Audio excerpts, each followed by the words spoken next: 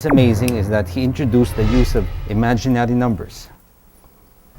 So this is a very classic equation, a very classic question that was asked by the Greeks.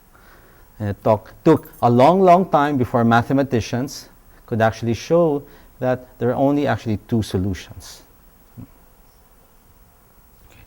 So now we talk about the simplest type of Diophantine equation. We call it the linear Diophantine equation.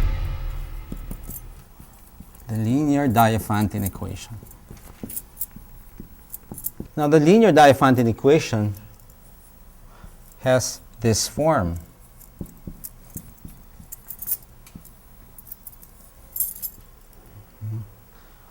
A and B and C are integers, and we ask whether there are solutions to the equation ax plus by is equal to c. So by a solution, we mean a pair of numbers x, y. And we want x and y to be integers. For example, 10x plus 12y is equal to 99.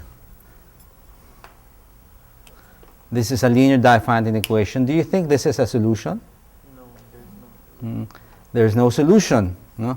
Because notice that whatever x we have, 10x would always be even, right? Whatever y we choose, 12y is always even. Even plus even is always even. It can never be odd. So we know that this is no solution. No solution. How about 3x plus, let's say, 5y is equal to 34. Can you think of a solution? 8 X is 8 and Y is 2. and 2. Yeah, that's one solution. A solution is 8 and 2, So right? they're negatives. Negative 8, negative. However, if these are negatives, this will become negative 34. Yes, Drexel? X is equal to 3. X Y is, is equal to 5. x is equal to 3, y is equal to 5. Yes. 3 and 5. 3 times 3 is 9. 5 times 5 is 25. 9 times 25 is 34. Can you think of a solution involving negative numbers? For example, if x is negative 2, then this should be 8. Yeah. 3 times negative 2 is negative 6. 8 times 5 is 40. 40 minus 6 is 34. No? Now, in fact, every time there is a solution, there are infinitely many solutions. We will never run out of solutions. But there are equations, Diophantine equations, that have no solutions. The rule is this. If you look at the Diophantine equation, ax plus by is equal to c, first you have to look at the GCD of a and b.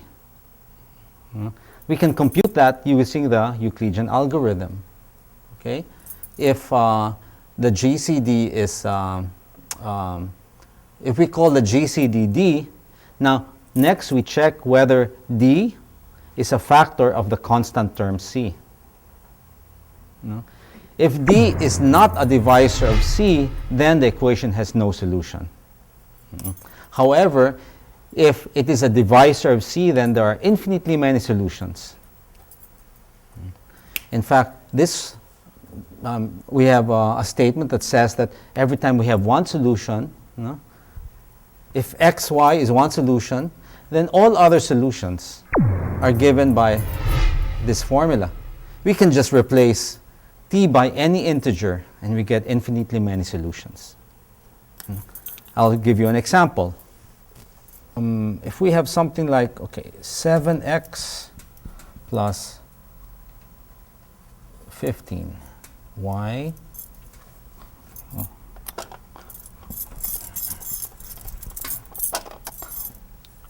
21x.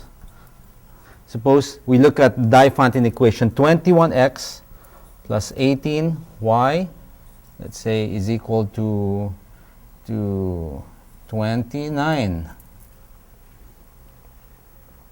Now, we know that the GCD of 21 and 18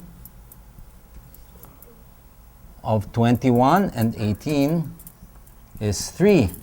You know? But 3 is not a divisor.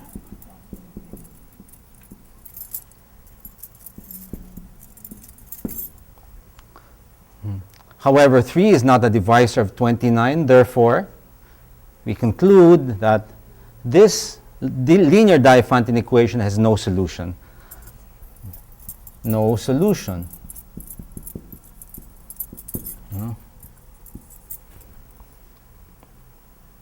However, we can look at equations like 3x plus 5y is equal to 34. What is the GCD of 3 and 5? 1. These two numbers are what we call relatively prime integers. And every time the GCD is 1, every time the coefficients of x and y are relatively prime, then we always have solutions, no? Because 1 divides anything. So the GCD of 3 and 5 is 1. No? And therefore, 34 is divisible by 1, so there are infinitely many solutions. Okay? Now, let us illustrate this statement. How is it possible that all possible solutions can be obtained from just one solution? If we look at the linear Diophantine equation, 3x plus 5y is equal to 34, the first solution we thought of was x is 8 and 8 and 2. Okay? Now, we want to form that. Let us, in this equation, our a is 3, our b is 5, and our c is 34. What is the d?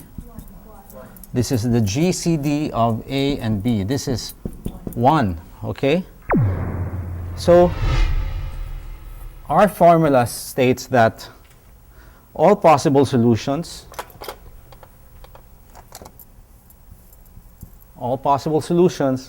are given by, this is our big X and this is our big X and our big Y. All possible solutions are given by small x equal to our big X, 8 plus b over d. B over 1 is 5 t. Okay? And y is given by our big Y there, 2 minus a times t, so 3 t. This means that we can just replace t with any integer and we have all those solutions. So solutions, t, we have our x and our y. Okay. If t is 0, x is 8, y is 2.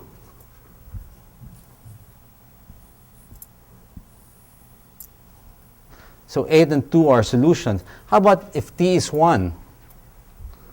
13 and negative 1. 8 plus 5 times 1 is 13. Negative 1. Y is equal to 2 minus 3 times 1 is negative 1. So 13 and negative 1.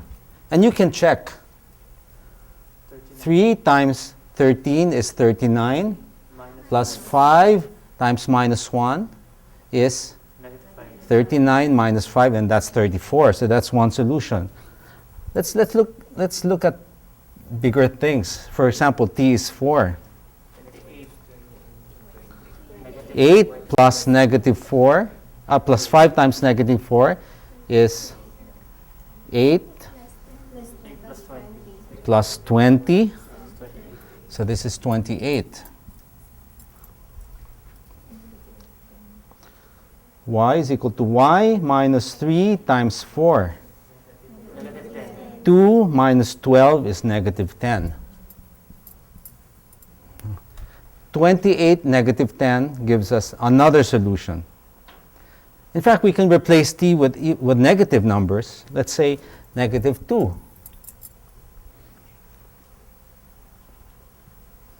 If t is negative 2, we have 8 plus 5 times negative 2. That's 8 minus 10. This is negative 2.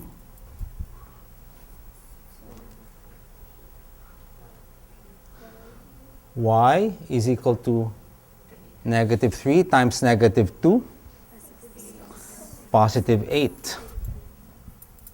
In fact, this is one of the solutions that we wrote down. You will see that from one solution, we can actually get all possible solutions. In fact, our solution does not have to be 8 and 2. We can choose any of these to be our initial solution. And using this formula, we can get all possible solutions. So if we go back to our original problem, in how many ways can a debt of 65 pesos be paid in 10 peso coins and 5 peso coins? This is a particular example of solutions that we're looking for. Of course, in that equation, we are looking for non-negative solutions. But when we say that there are infinitely many solutions, then it allows negative solutions. Okay? Anyway, this is the earliest type of Diophantine equation that was considered by the Greeks. And crucial here is the role of the GCD. Now let's go to our next Diophantine equation, which is the Pittigorin equation. Now let us have one exercise problem for solving Diophantine equations. Find, let's say, 5 different solutions.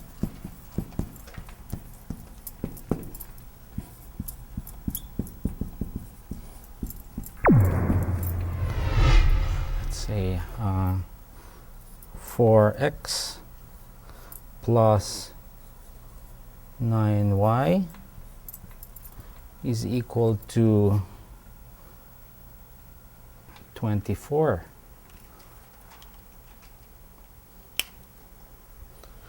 Is this solvable? The GCD of 4 and 9 is 1. And 1 is a divisor of 24. Solvable. No? So remember that the first thing we have to do is to find one solution. If we get one solution, then we have infinitely many solutions. But first, let us identify the coefficients here. Our A is 4, our B is 9, our C is 24, and our D is 1. Yeah. Can someone give me one solution? Yes, Alvin? 6, 0 is one solution. 6, 0 is one solution. No? Okay, one solution.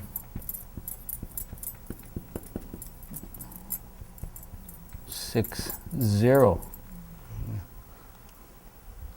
Now, can you give me 5 different solutions using our formula? Maybe I can ask Sherilyn.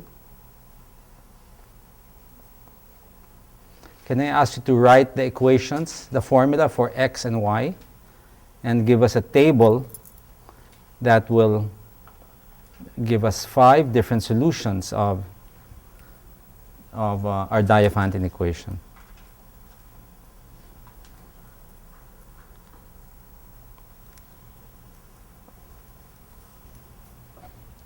Or 40 lang. 96. Minus 40. 40. Negative. Di ba? Negative 40. Negative 40. Negative 40. Y is So, equals to Let us look at Sherilyn's solution. We want to solve this. We have one solution, 6, 0, and we use the formulas that we discussed. X is equal to the x coordinate of the first solution, which is 6, plus b over d, then that's 9 times t. And y is equal to the first one is 0 minus. minus a over d times t. So that's negative 0 minus 4t.